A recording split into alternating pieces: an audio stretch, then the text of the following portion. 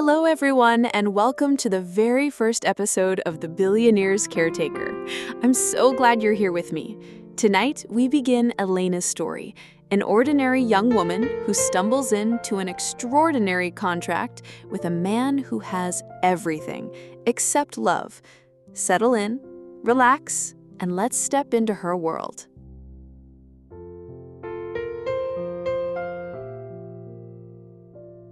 I've always believed that life doesn't ask if you're ready before it throws you into the storm. It just happens. One minute, you're a carefree college student laughing with friends over pizza, and the next minute, you're staring at a stack of overdue bills with no idea how you're going to keep the lights on. That's been my life for the past year. I'm Elena James, 21 years old, halfway through my nursing degree, and already feeling like the world has aged me twice over. My father died when I was 17. My mother followed just a year later, cancer taking her faster than any of us could prepare for. That left me with Mia, my baby sister, who just turned 7 last month. Mia's laughter is the only sunshine I have left. Her smile is what keeps me pushing through double shifts at the diner, tutoring sessions at night, and the occasional babysitting gig on weekends. But smiles don't pay rent, and love doesn't keep the refrigerator full. Every month feels like a tightrope walk. The balance is fragile, and one slip means everything comes crashing down. Last week, our landlord slid a notice under the door. 3 weeks. That's all I had to come up with rent before he started looking for new tenants. I remember sitting at the rickety kitchen table that night, staring at the paper with trembling hands while Mia colored with her crayons beside me. She didn't notice the panic in my chest. Or maybe she did, but she chose to ignore it because that's the kind of kid she is. Gentle, observant, too wise for her age. "Ellie," she said, holding up her drawing of a lopsided house with the bright yellow sun overhead. "That's us. That's our home." I swallowed hard and forced a smile. "It's beautiful, Mia." But in my mind, all I could think was, for how long?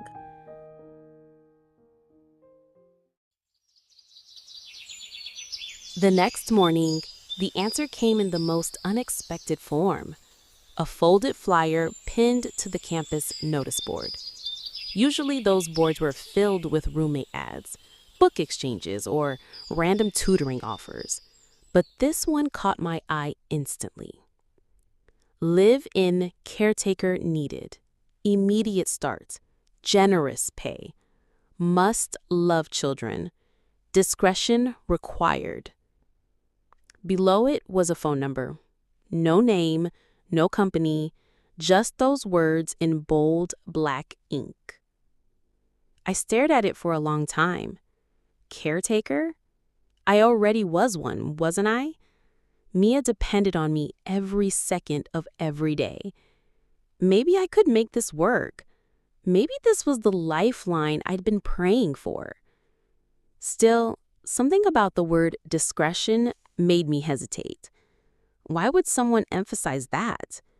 What kind of job was this really? But when your cupboards are nearly empty and your little sister's shoes have holes in them, you don't have the luxury of being picky. I tore the slip with the number and shoved it into my pocket. That night, after tucking Mia into bed, I sat on the edge of my mattress with the phone in my hand. My heart hammered in my chest as I dialed the number. A woman's voice answered. Polished, efficient. "Carter Estate, how may I help you?" I nearly dropped the phone. Estate? Who even lived on an estate in this century? I'm calling about the caretaker position," I stammered. There was a pause, then a cool reply. "Of course. Please hold." Music played softly on the line, and in that brief moment, I thought about hanging up. This was insane. I was a broke student, not some professional nanny from an agency. But before I could act on my nerves, another voice came through. This one was male, deep, smooth, yet sharp enough to cut glass. "You're interested in the caretaker position?" "Yes," I whispered. "What's your name?" "Elena James." Another pause. I could almost hear him sizing me up through the silence. "Come to Carter Estate tomorrow at 10 a.m. sharp. Bring identification." And just like that, the line went dead. I sat frozen on the bed, phone still pressed to my ear, my heart racing. Carter Estate. Whoever these people were, they clearly had money. And tomorrow morning, I was walking straight into their world. For better or worse.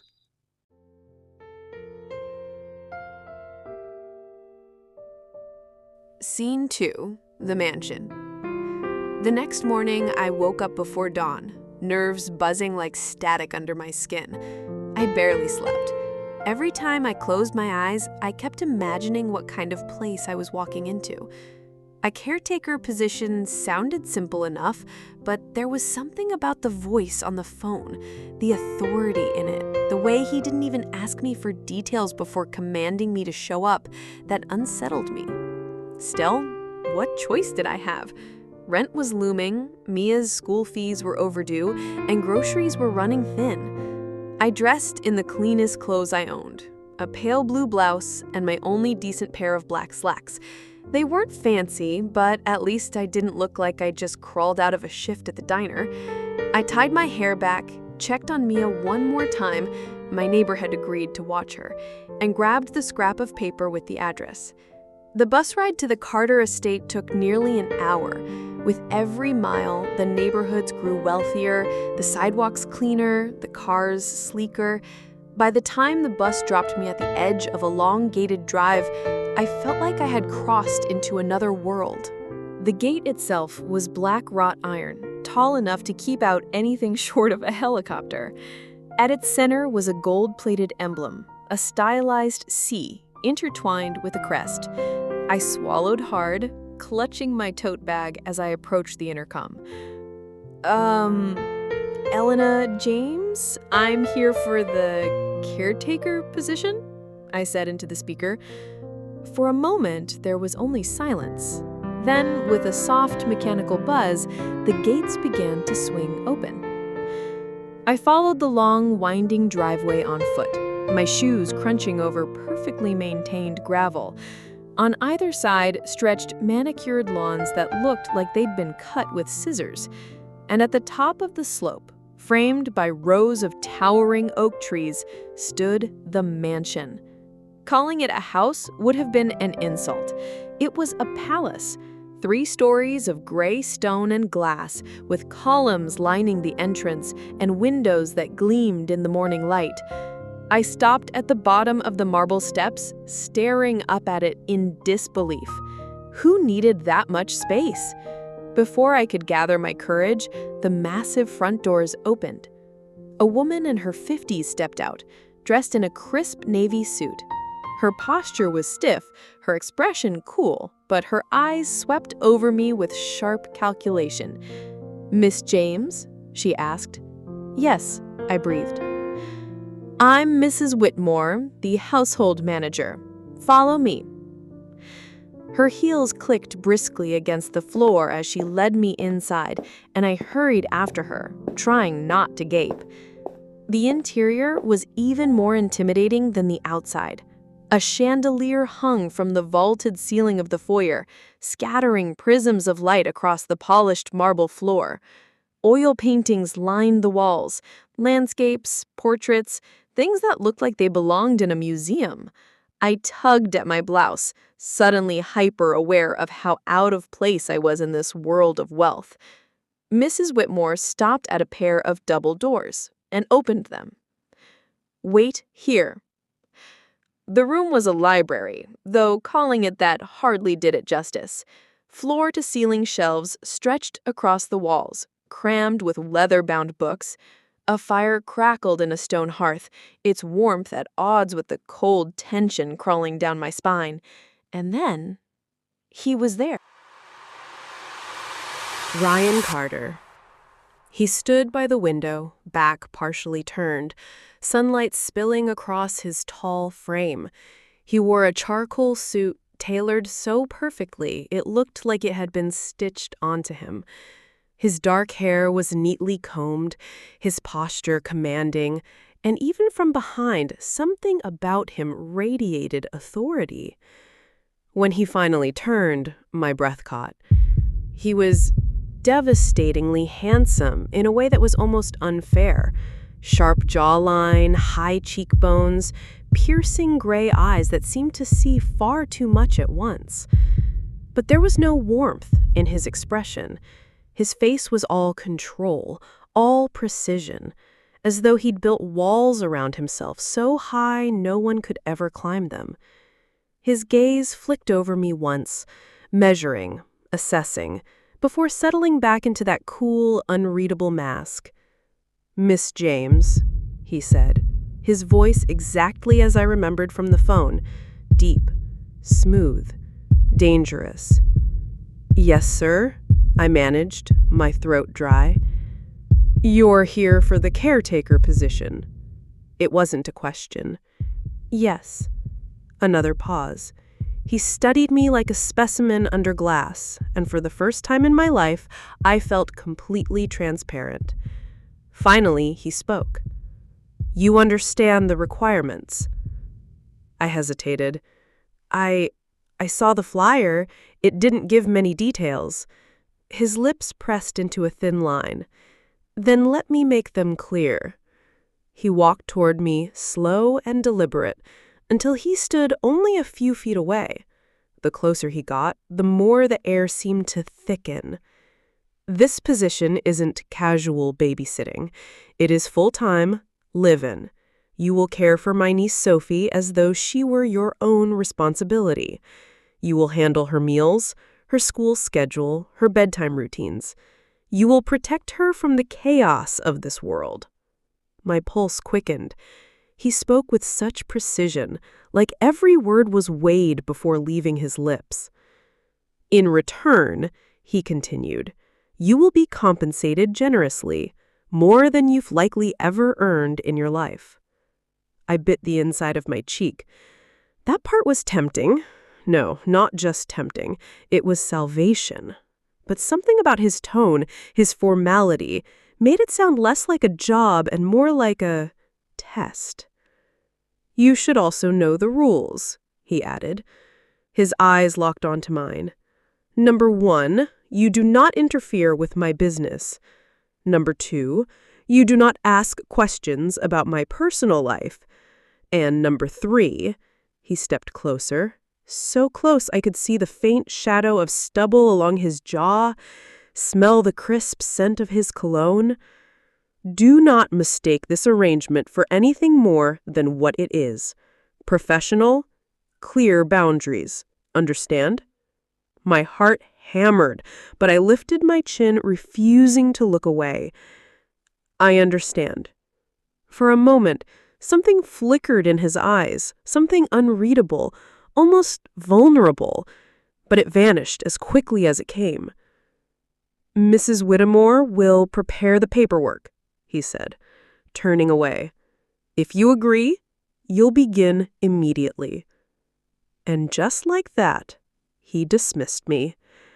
But as I stood there in that massive library staring at the man who held the keys to both my salvation and my possible undoing, one thought blared louder than the rest. What have I just walked into? Mrs. Whitmore returned not long after Mr. Carter, Ryan, had vanished from the library like a storm that had briefly passed through. Her expression gave away nothing, though I thought I caught a glimmer of sympathy in her eyes when she saw me standing there, still shaken. "This way, Miss James," she said briskly. "There's someone you should meet before we complete the paperwork." I followed her through a long corridor lined with portraits. Generations of Carters stared down from their frames, men in tailored suits, women in gowns, all with the same unmistakable eyes Ryan had, piercing gray, like steel. I couldn't shake the feeling that I was being measured not just by Ryan, but by the entire bloodline watching from the walls. Finally, Mrs. Whitmore stopped before a door painted pale yellow. She knocked lightly, then pushed it open. The first thing I noticed was the soft hum of a lullaby music box. The second was the little girl sitting cross-legged on the carpet, surrounded by stuffed animals. She couldn't have been more than 6, maybe 7. Her hair was a cascade of golden curls, tumbling around a face that was delicate and solemn all at once. A pair of wide gray eyes lifted to meet mine, the same eyes as Ryan's, but gentler, more fragile. "This is Sophie," Mrs. Whitmore said quietly. Sophie didn't smile. She simply hugged a threadbare teddy bear tighter against her chest, watching me with a guarded wariness that broke my heart. I crouched down to her level, trying not to overwhelm her. "Hi, Sophie. I'm Elena." She blinked at me, saying nothing. "That's a nice bear you've got. What's his name?" For a long moment, silence stretched between us. Then, barely above a whisper, she murmured, "Mr. Buttons?" I smiled. "Mr. Buttons! That's a very strong name. Looks like he's been on lots of adventures with you." Something flickered in her eyes, interest, maybe, and she nodded slightly. Mrs. Whitmore folded her hands. "Miss James would be here to help take care of you, Sophie. Would you like that?" Sophie glanced at me again, then back at her bear. Finally, she whispered, "Maybe." The smallest word, but it felt like a crack of sunlight through clouds. I felt a lump rise in my throat. This wasn't just a job. This was a little girl who had lost something, someone, important, and she was clinging to what little comfort she had left.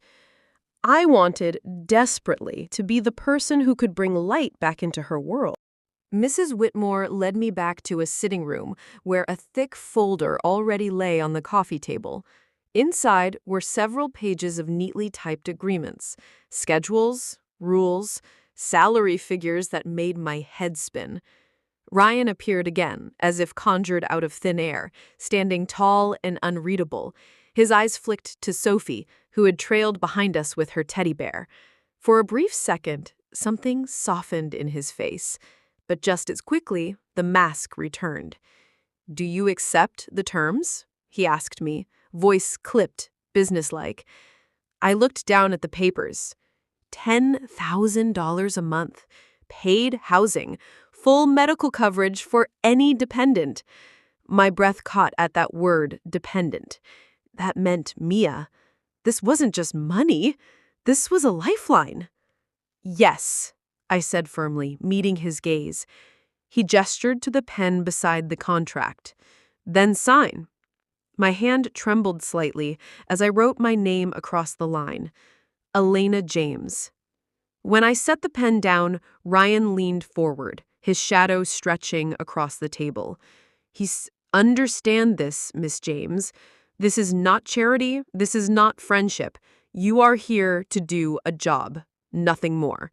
The moment you cross a boundary, this arrangement ends. Do we have an understanding?" I swallowed hard, my pulse hammering. Yes. For a heartbeat, those gray eyes of his pinned me in place. Then he leaned back, expression unreadable. "Good. You start now." Sophie slipped her small hand into mine then, surprising both of us. She peeked up at me with a timid trust, clutching her bear in the other arm. And for the first time that day, I felt something shift.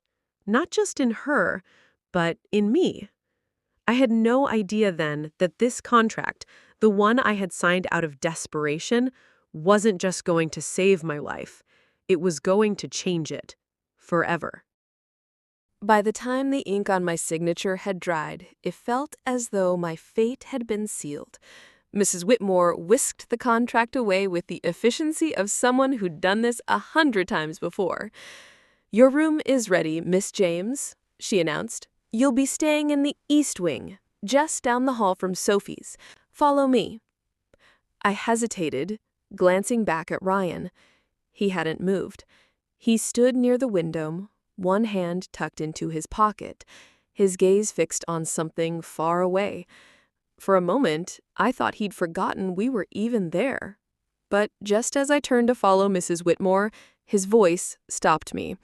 "Miss James?" I froze. Slowly, I looked back at him. His eyes met mine, steel gray and unflinching. "Remember what I said. This is a job. Do it well, and you'll have everything you need. But if you make the mistake of confusing my generosity with something it's not, you'll be out of here before you can pack your bags. Clear?" His words stung more than they should have, but I forced myself to nod. Clear. Something unreadable flickered across his face. Doubt, maybe, or warning, but then he turned away again, dismissing me as easily as one closes a book. The East Wing was like something out of a dream. My new room was bigger than the entire apartment Mia and I shared back in the city. The bed was covered in crisp white linens, the windows framed by heavy curtains that looked like they belonged in a castle. There was even a balcony overlooking the sprawling gardens. I set my bag on the bed, feeling like an imposter in someone else's life. But before I could dwell on it, I heard a small voice at the doorway. "Elena?" I turned to find Sophie peeking in, Mr. Buttons tucked securely under her arm. "Hey," I said softly. "Do you want to come in?" She hesitated, then padded across the carpet and climbed onto the bed, her little legs dangling over the side. She looked around the room, then at me. "Are you really staying here?" she asked. I nodded. "I am. I'll be right down the hall if you need me." She hugged her bear tighter. "Uncle Ryan doesn't talk much." A small smile tugged at my lips. "Yeah, I noticed." Her eyes, so much like his, studied me seriously. "But maybe he'll talk to you."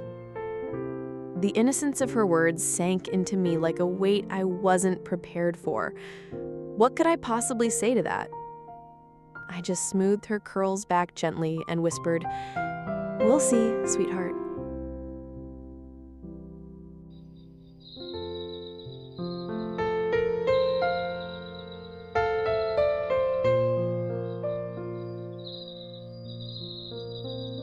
That night, after Sophie had been tucked into bed, I stood out on the balcony of my room, staring across the endless stretch of manicured lawns under the moonlight. It was quiet here, too quiet. The kind of quiet that presses against your chest until you notice how loud your own heartbeat is. I thought about Mia, safe with our neighbor tonight, and how tomorrow I'd bring her here to join me. She'd never believe a place like this was real. And I thought about Ryan Carter, the man whose signature could erase all my debts, whose money could buy Mia's future, but whose eyes carried shadows I couldn't name. A man who'd made it very clear that boundaries were the only thing standing between me and disaster. Still, as the cool night air brushed against my skin, I couldn't silence the tiny voice inside me that whispered, "What happens if I cross them?" And that's where we'll pause Elena's story for now. What would you do if you were in her place, signing a contract with a man as cold and powerful as Ryan Carter? Share your thoughts in the comments because I'd love to know. If you enjoyed this episode, don't forget to like, subscribe, and hit the bell so you won't miss the next part of Elena's journey. Trust me, you won't want to miss what happens next. Until next time, be good. I love you all.